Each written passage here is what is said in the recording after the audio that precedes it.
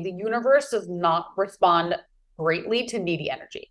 Instead, letting it go and trusting the journey and trusting the process and trusting the universe will get you to your results, whether that's weight loss results, body results, new house, new job, more money, whatever it may be. But needy energy repels the support of the universe.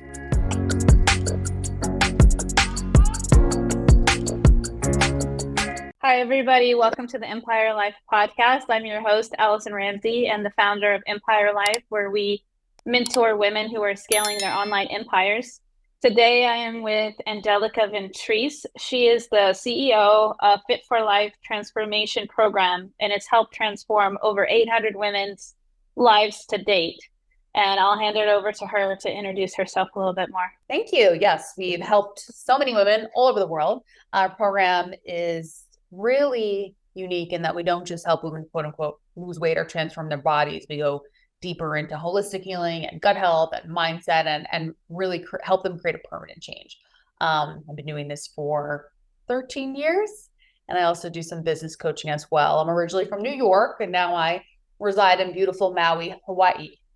What brought you to Hawaii?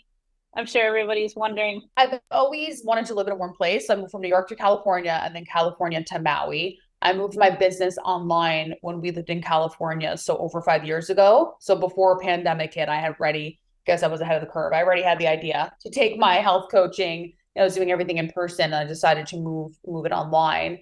And we had visited Maui often from California. I even visited it when I lived in New York, and I just always really loved it. So we came on a trip here, and I said to my fiance, would you live here? Kind of like half kidding. I was like, would you move here?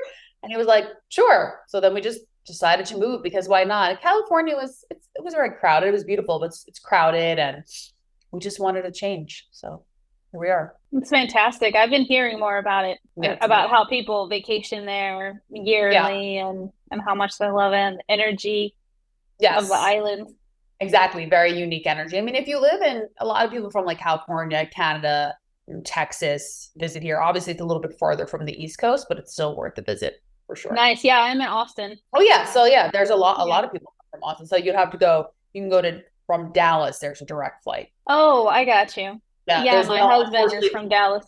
Yeah, there's no direct flights from Austin. I know that because I have a lot of business mastermind events in Austin, and I'm never able to fly direct. I'm always so annoyed, but you can do Dallas. Oh, do you host? I host retreats. I do. No, I do host retreats, but I'm also in a business mastermind, because as a coach, I believe in continually being coached to get better. For sure. So, yeah. Yeah, I'm sure that will come up. Yeah, I'm in a mastermind, and then yes, I also lead my own coaching and retreats and all that stuff. Yeah. And a lot of them are in Austin. That's really fascinating. My business coach lives in Austin. So yeah. Oh, okay. Okay. Yeah. I wonder if I've seen them at certain networking meetings. It's a large city, but it feels small in a way with the entrepreneur group. Right. I bet if I showed you a photo of him, he's quite large. I bet if I showed you a photo of him, you might recognize him. That's fascinating. Yeah. So I want to dive right in. What are some of the challenges that you feel like you overcame in entrepreneurship, and this is not like a 3-part question. How did you overcome them, and how did it benefit you at the end of it, and that you felt stronger coming out the other side? Well, entrepreneurship is not for the faint of heart, as we know. So the challenges, they change as you grow, So if I look back, the challenges in the beginning were getting myself to go online and be an online entrepreneur and show up every day, and have to show up when you sometimes don't feel like showing up, or go on camera when you don't feel like going on camera, or write posts when you may not feel like writing a post, but you're trying to grow, you want to grow your business. So you have to just show up, even though you maybe don't always feel like doing it. I would say that was a challenge for me. Also, I was very uncomfortable on camera in the beginning, doing Facebook Lives, or, now it's Instagram Reels, whatever it may be. So just overcoming those. And then also realizing that, I really can't do it on my own. In the beginning, I tried all these different things, and it wasn't flowing the way it could have been flowing. So I hired a coach. I went through different programs, and I'm still coach, like I just mentioned. So I think just some of those challenges were, like I said, just getting more comfortable being online, showing up when you don't feel like showing up, and knowing that it's not easy, but it's very rewarding. So I think that's just a constant reminder through the entrepreneurial journey. I don't have, I can think of more specific challenges, but I just think that growing a team is you get to different levels. So first it's like building the business, then getting the income to be stable, consistent lead flow, and then it's scaling and then building a team. So each one presents its own challenge. For me this year, challenge was hiring and firing. As you grow, that's that next step. And I think that growing your team, I personally think that growing your team, picking the right people and scaling is much harder than that initial growth, in my opinion. Yeah, that's a great point. That's amazing that you brought that up, because I think people hold off even yes because of how challenging it is. It is. I would say hire before you're ready, because it takes time to find the right people. So if you're like on that cusp where you're like, oh, I could do this alone, but I don't know, maybe I need help. If you're feeling that, then that's the right time to hire. And you asked how I overcame it. I overcame it by, working on my mindset. I do a lot of mindset work with meditation, journaling, grounding, tapping, always working with the coach, whether it's a life coach, an energy coach, a business coach, and then taking my time hiring. In the beginning, when I did hires, it was too quick, too hasty. Like, all right, this person's fine, get in this role, do this. Now it's really taking more time. We have a whole different interview structure. So yeah, just slowing down and making sure that you're picking the right people. My mentor always says, hire slow and fire fast. I love it. I think it's very smart. Yeah, that's really smart. That makes a lot of sense, because wow, we have, I think last time I counted, 7 people on the team right now that we pay a salary, so to speak, every month, and they are doing various roles. And I agree. There's always the SOPs, that's the word. I always say that it's like a revolving document. It can always change and be edited, but I'm constantly also thinking, okay, if this person is understanding my SOPs, they need to be able to train someone else. They need to be so good at what they're doing that they can train someone else, or the SOPs can train someone else if something happened and a new person had to come in. And we're working on revamping them and making them short video clips, and I'm looking to hire a new person to. Do you have that too? Well, we have SOPs and we have videos. It depends on the position in the company. Some they all have videos. Some have more videos than others. Like the training for my have more in-depth videos and training than my training for my sales assistants, for instance. But yeah, I believe in all that, and that was one of the things we worked on greatly this year. So I think we kind of got off topic, but yeah. So there's a lot of challenges, and it's just like life. It's like what I tell my clients on their body transformation journey. It's not always going to be sunshine and rainbows, but if you want something bad enough, you'll just keep going. You'll stay persistent. You'll stay the course. You know that it's a journey. You know that there's ups and downs. How you show up in the face of adversity is what builds character. It's not how you're showing up when it's easy. It's how do you show up when I was going to curse. It's how do you show up when how do you show up when stuff gets hard, right? When things get hard.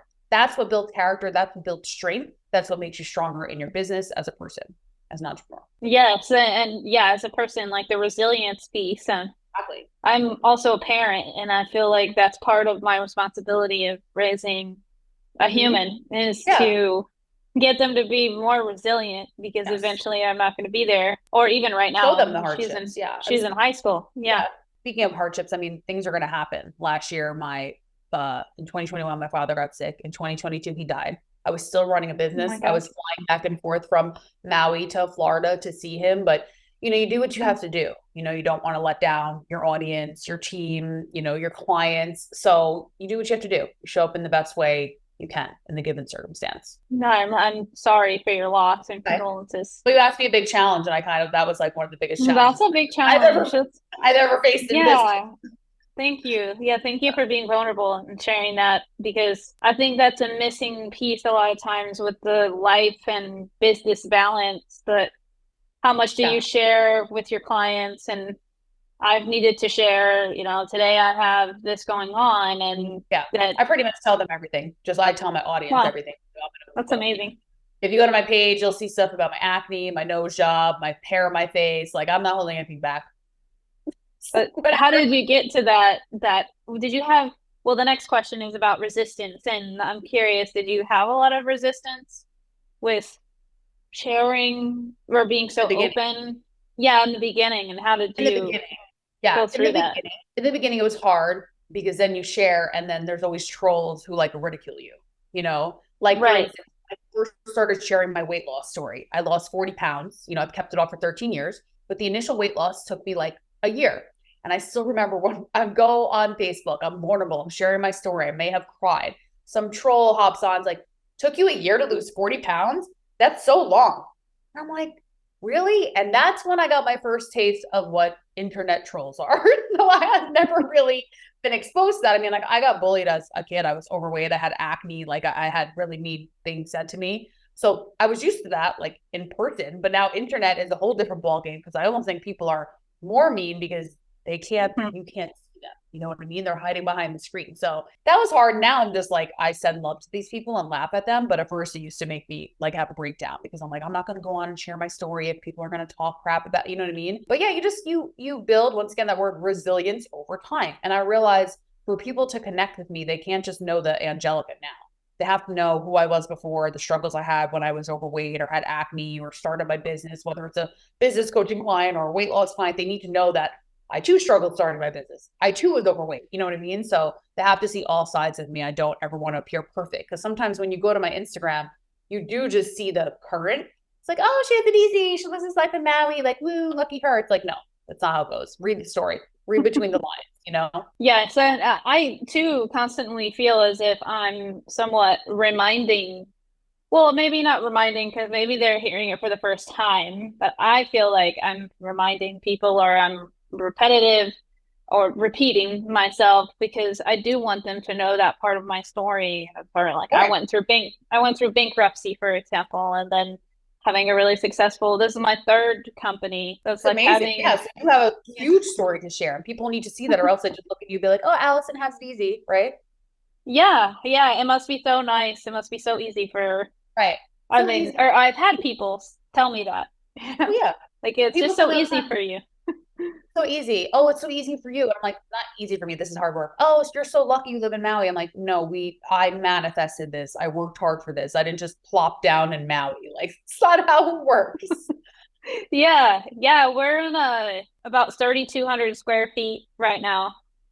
And my first apartment was 900 and something, and then the last one was 1,250. And this is our first time to live in a house. But if people, I mean, my daughter and I, when we moved in with my fiance, who's now my husband.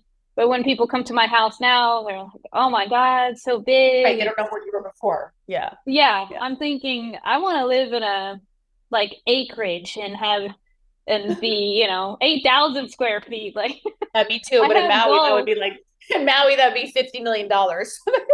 Wow. Yeah. The prices in Wow. prices in Maui are quite insane. I feel like they're going up in Austin too, but some areas outside you can still Yeah. there's still a Outside, possibility. yeah, outside of Austin, you can. Maui, I mean, it's like if you want to live on the beach, you're paying minimum 10, 12 million for a house on the beach. Oh my gosh, I didn't realize that. So you kind of have to be okay until you get to that point with a smaller space. We live I'm in a assuming. really nice beach cottage that's literally right Hmm. across the street from the beach. So we're fine with this, and we do own a property here. It's not on the beach, but we own a rental property here. And if I was going, when or if I do decide to buy a home, for us to live in, it won't be in Maui because, like I said, like to get a nice enough property on the beach would be like at least like some of the ones by us are like 16, 20 million, and they're not even updated. They're not even like Wow. the style that we would want. So to me, it's like I don't see us buying a property like that here, but we have a rental property here. Wow. And well, this leads me to the next question. We kind of already touched on it a little bit of how do you handle negativity? So I guess That's a question, personally, yeah. or this could be Um, online. I go at them. No, I'm just kidding. I used to reply back The to real every New York the style, real New right? Yorker comes out. Tell The New them. Yorker I love it. comes out. No, the New Yorker does come out. It depends on the comment. So if I really feel a comment is, how do I say? For instance, like let's say someone like kind of what we talked about. Oh, what do you know? All I see is like big boobs and skinny waist, this and that. I will reply. Like actually, I used to be 40 pounds overweight, struggle with depression. I have polycystic ovarian syndrome. I will reply. But if they're just like really kind of petty, trolly comments, I just report and delete. Report, delete, report. Oh, sorry, report, block, report, block. because what I don't want to expend any more energy on these people. Sometimes if they're like really negative comments and, you know, maybe like, for instance, I talked about Ozempic, which is I'm sure everyone knows what Ozempic is, a weight loss injection. I personally know what it is. Yeah. Okay. So it's a weight loss injection, which is against everything I teach, because I teach real, sustainable, holistic, healthy weight loss in a natural way. So I'm very against it. So when I would write posts against drugs like that, I get a lot of hate. So with that, sometimes I don't delete my posts, but I just may turn off commenting, or, you know, just things to protect your own energy, you know? Yes. If there's ever where I feel like overwhelmed with negativity just from internet or whatever, I do live across the street from the ocean. So my thing is dipping in the ocean or going to the beach to ground. So for me, nature is really a cure for so many things. I think it's underutilized by many people. Like, yes, you can journal if you're feeling a lot of negativity, you could meditate. Any of those things have worked. You could do tapping, you could ground, but for me, it's just like getting outside, getting out of my space, getting into nature. For sure, yeah.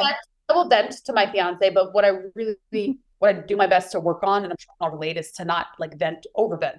Like, it happened, feel the feelings, let it go. Don't talk about it all day, all week long, because then that just drains your light and loving energy, you know? Well, I feel I understand what you're saying, and I feel like it becomes easier the more you do it. Yeah, for sure. Just like anything, just like working out becomes easier the more you do it. Just like meal prepping, right? Anything becomes easier the more you do it. So yeah, first it wasn't easy. I wanted to reply nastily to every single comment. But 5.5 years later, being online, I'm not going to do that. And I built, you know, a $1 million business by not doing that. So we're going to keep it that way.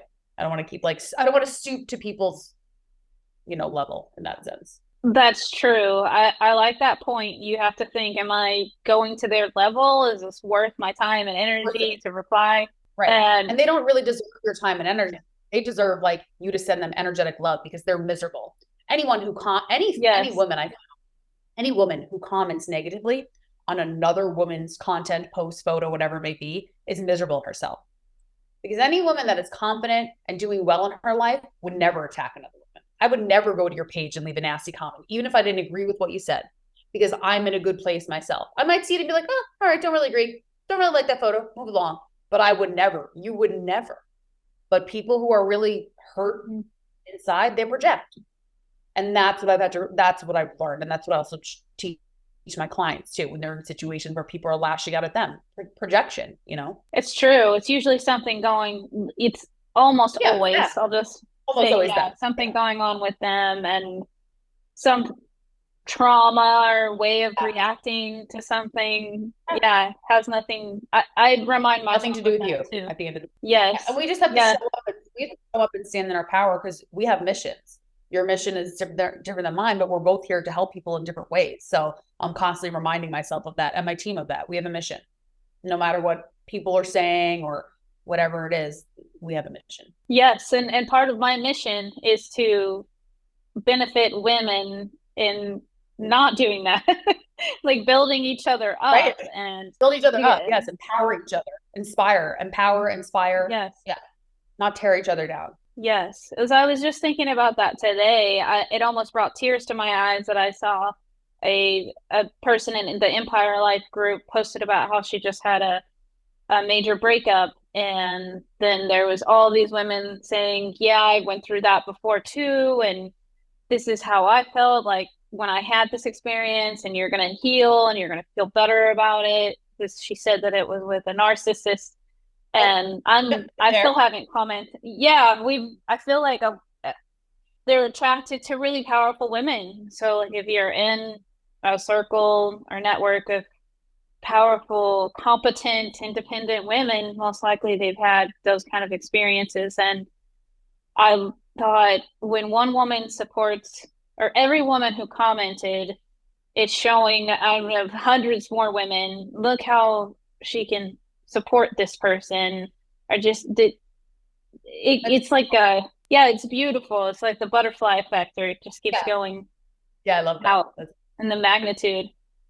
And this is one of my favorite questions, Angelica, is in your childhood, as you mentioned, a few things about your childhood, like a story that you can think of, it's reflecting on why you're passionate or why you do what you do now. Well, I grew up overweight.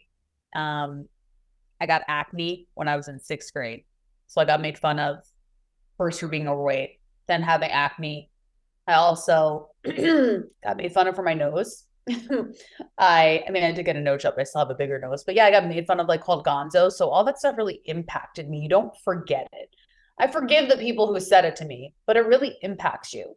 I didn't even have like a boyfriend till I was like, I think in college. I was so uncomfortable. I was so depressed. I was so miserable. So all that impacted me because I don't ever want any woman to feel that way or any woman's children to feel that way. Right. And when I went through my weight loss journey when I was, 13 years ago, and I lost the weight, it was kind of like a gut punch for me to say, like, I was doing medical sales at the time. It was like a gut punch to say, no, this is what you need to do. It was almost like what happened to me in childhood was coming back for me to give back. Like, yes, you were hurt. You had like nasty things said to you because of how you looked, essentially. So now you can help other people. And I don't just mean look better, but look better, feel better, right? When you release weight, you release energy, things that have been holding you back for so long, right? Trauma, thought patterns, things like that. So helping women release those things and start to just blossom and become the powerhouses that they deserve to be. So it took me many, many years to realize that. But I think that those things in childhood definitely impacted me to do what I did today. Yeah, looking back and saying, I need to be the person that I wanted to guide me in those times. In a way. And then also just, I'm not saying, it's hard to say, make sure that no one ever feels that way, but just working with women to ensure that they feel the best from the inside, because you can look good on the outside, but still be miserable on the inside. So we do a lot of mindset work in the program, because I know even after I initially lost weight, I still wasn't 100% happy with who I was on the inside, because I was still identifying with a lot of old pieces of me. So a lot of identity work too. I love, that's definitely true. Like they both go together. Yeah. And I listen to a lot of ebooks, or I'm always like, I try to do a few a month when I'm cleaning. I used to read them, the physical books. I like to read the physical book.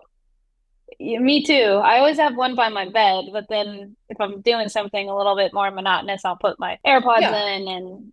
And something that I've heard repetitively with manifesting, and maybe you probably feel similarly, or you might want to comment on that too, about how we, in our present state, or with the mindset work, that part of it is thinking, or what I tell myself, for example, is, hey, I'm a person, let's say, who lives on acreage and has a house far enough from the road that you can't see it, and it's, I don't know, 5,000 to 8,000 square feet, and I have a guest bedroom, or like, you're kind of imagining what that would feel like, what that would look like. And then on top of that, what decision in this moment would that person, that future person, make about how they want to drink alcohol, or how they want to eat certain foods, how they want to work out today, how would they operate in their day-to-day life. And I always aim to come from, and then it usually ends up happening because I'm working in a way, not against it. Aligned action. Yes. Yeah, aligned action. You're taking steps. You can't just say like, oh, I want this. I want to live in this house. Like, it wasn't just like, we're moving to Maui, and I'm mad if I did. I excuse me, I wrote in the journal, like, the exact cottage we live in, but we started to take, literally to a T. Like, to a T. I wrote it in my journal every day before we moved, and it is exactly what I manifested. But we took aligned action. I moved my business online. My fiance moved his business online. We started to tell people, like, you do actions that follow the manifestation you want. There's a lot of steps to manifestation. And then your vision has to be super clear. You can't be too needy, right? You can't have that like needy lack energy about it. So there's a lot of things that people just think, oh, just like visualize and it comes. I mean, yes, you want to visualize, but it's not just that. Exactly. Right? And like the neediness, do you also mean impatience? Well, impatience is another thing. Neediness means that severe attachment to it. It's like what I tell my clients when they're attached to a number on the scale. Like, let's say they weigh 150 and they want to weigh 120, and all they can do is hyper focus on getting to 120. That is the needy energy. Like, you're needing, you're grasping. The universe does not respond greatly to needy energy. Instead, letting it go and trusting the journey and trusting the process and trusting the universe will get you to your results, whether that's weight loss results, body results, new house, new job, more money, whatever it may be. But needy energy repels the support of the universe. So what is the other side of that? Like, for example, for your client, I mean, I'm sure there's a lot of different steps, but what would you, if there was like one sentence of what to tell yourself? Believing and trust. Belief is the most important thing. So believing that it's going to come to fruition without putting a timeline on it and trusting that it's going to happen. So having a focus on the goal, being focused is different than being needy. So you can be focused on it. You can have a strong desire for it. You can visualize it every day without the neediness. Does that make sense? It's a different energy, right? It's like when you're younger and you really like a guy, but then he's not texting you, then you're all needy. And then you're like checking your phone 40 times. Then you start texting, like, that's needy. Why is he texting me? And it's like, then they never text you because you're needy. Right? But if you're like, oh, I don't, hopefully I'll hear from them and it's fine. And then all of a sudden you hear from them. Exactly. Or you're like, I got a really basic example, but you get what I got a lot of other stuff to do. I have a daughter that's a teenager, and I'm always telling her, you got to live your life. Even if you have a crush on someone, just anything you can do to compartmentalize it, put it to the side, and live your best life. Yes. That's the way to succeed. So with the manifestation, live your life, but still have it in your brain, still think about it, still journal about it, still visualize it, but just don't only focus on that. Yeah, that makes a lot of sense. I love it. What traits about yourself do you feel like have really helped you in entrepreneurship and in your company in, passing the million mark and being a psycho? I'm just kidding. That's what I hear about all founders. Other people. If you own a company, you have to be a little bit crazy and intense. And I would say I'm tenacious. Like, I do not give up. There's no giving up. Very tenacious, very persistent, and just a strong belief that I'm going to be successful no matter what I do. When I left New York and moved to California to switch my career from medical sales to health coaching, I had no job. I moved, I had no job. I was just like, I know this is what I want to do. And I just trusted and believed that it would work out. And it did. Then I worked in a gym and I became one of the number one trainers in the gym. When I did medical sales, I was one of the number one reps in the country for one of the drugs I sold. I just believe in being the best that I can be, not necessarily being better than other people, but being the best that I can be in the given situation. Does that make sense? So that strong belief I have, which is built over time. That's not something you just like wake up with, but once you achieve something great. So for me, the initial thing was the weight loss, losing the 40 pounds and keeping it off and showing myself that I could help other women do that. So I had strong belief in myself because I achieved that, right? Then you achieve something in your career, then you have that to help you build confidence. So that strong belief. And I really am, I'm tenacious, I'm pushy, and I really don't stop. I don't give up. But also that has its flaws too, because that's super type A, like my brain doesn't shut off. So I have to work on not micromanaging my employees.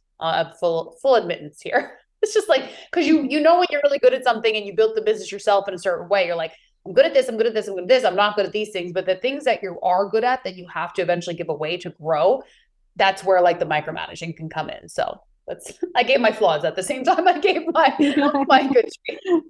Oh, I've been told that I'm type A too, so I resonate with everything you're saying. And I've had I feel like it's gotten easier for me not to micromanage and to trust the process.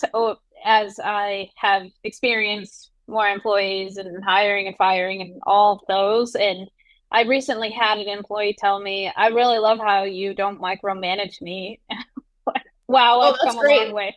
You come a long way. I don't know if any of my employees did. No, it depends. It honestly depends on the department in my company. So like my coaches, I don't micromanage, but sometimes with some of the newer, sales assistants, it's a new role. So there's some micromanaging, but it's an area of improvement for me, I will say. But yeah, I think tenacity, if I had to like pick one word that has led me tenacity. Tenacity. I think I want to get a tattoo on me, honestly.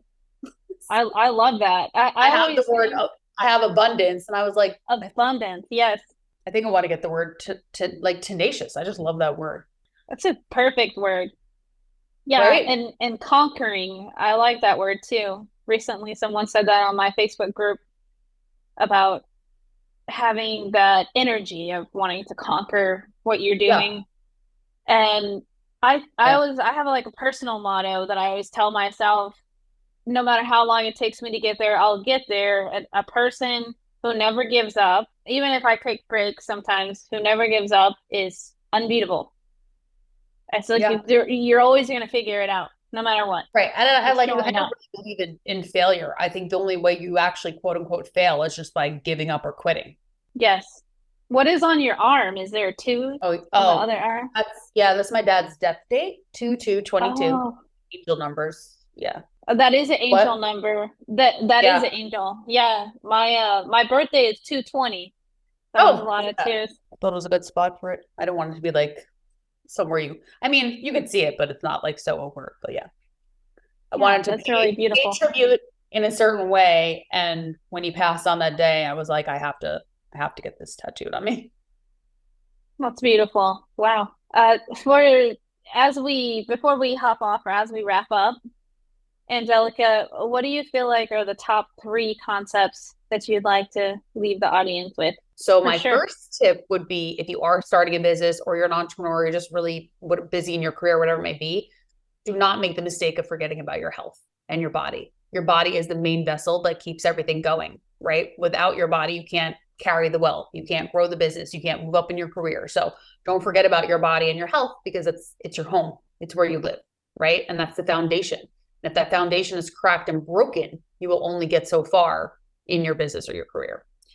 And number 2, if you're new and you're starting your journey, you're going to get frustrated, and it's okay. But we talked about that tenacity. Just keep that belief that I truly believe if you're really passionate about something, and if it's something you really want to do, you will be successful. Don't compare yourself to other people. Keep your eyes inward, turned into what you desire to do, whatever your passion may be, and you will be successful. Don't compare to other people making this amount of money, or you see these posts about that. There's a lot of noise on the internet. Stay focused on you and your passion, and you will be successful. And then the third tip would be to definitely get a mentor, because I think Alice and I both agree, we have not gotten to where we are today doing it alone. I didn't get to this way in my health, my body alone. I still use actually one of the coaches in my program to do my health coaching. And then I have a life coach, I have an energy coach, and I have a business coach. Now I may have an extra amount of coaches. I'm not saying you need that many coaches, but the greatest athletes in the world, if we think about it, they have coaches. If you watch that Michael Jordan documentary, The Last Dance, he talks about how he wouldn't have gotten to where he was without Phil Jackson and Scottie Pippen and all those guys on that team. And I'm not a Bulls fan, but I am a Michael Jordan fan, which I think most people are. But he talks about that. So remembering that the slowest way to learn is actually on your own. And if you want to learn quicker and do better and do things more efficiently, hiring a mentor in your field, someone who is a little bit ahead of you, not so far ahead of you that you can't relate to them. That's my advice. So they've been where you've been. They're a little bit ahead of you. They can totally relate to you, rather than someone who you're like, whoa, I got to get that person's amazing. Great. That could be your next person, but start with someone that's a little bit closer to where you are. Like, they've done what you've done. They've surpassed you a little bit. Those are my tips. I love all of them. Those are all great. And that'll probably be one of the shorts. Good. Perfect. It was incredible. And thank you so much, Angelica, for being with us here today. And for everybody listening, you're going to see all the show notes at the bottom, everywhere where this is posted, to be able to get in touch with her, get started on your transformation journey with her if you feel called to. And did you want to say anything else before we hop off? No, this was a great conversation. I like how we kind of talked about everything: manifestation, business, health, all the things. And yeah, the best way to connect with me is just on Instagram. So at the Angelica Ventrice, you can just send me a message. If you're interested, perhaps you're not ready to start your transformation journey, we have plenty of, free guides, emotional eating guide, gut health grocery list, all the things. So you can just send me a message and I'll be happy to share with you. Amazing. Thank you. Thank you.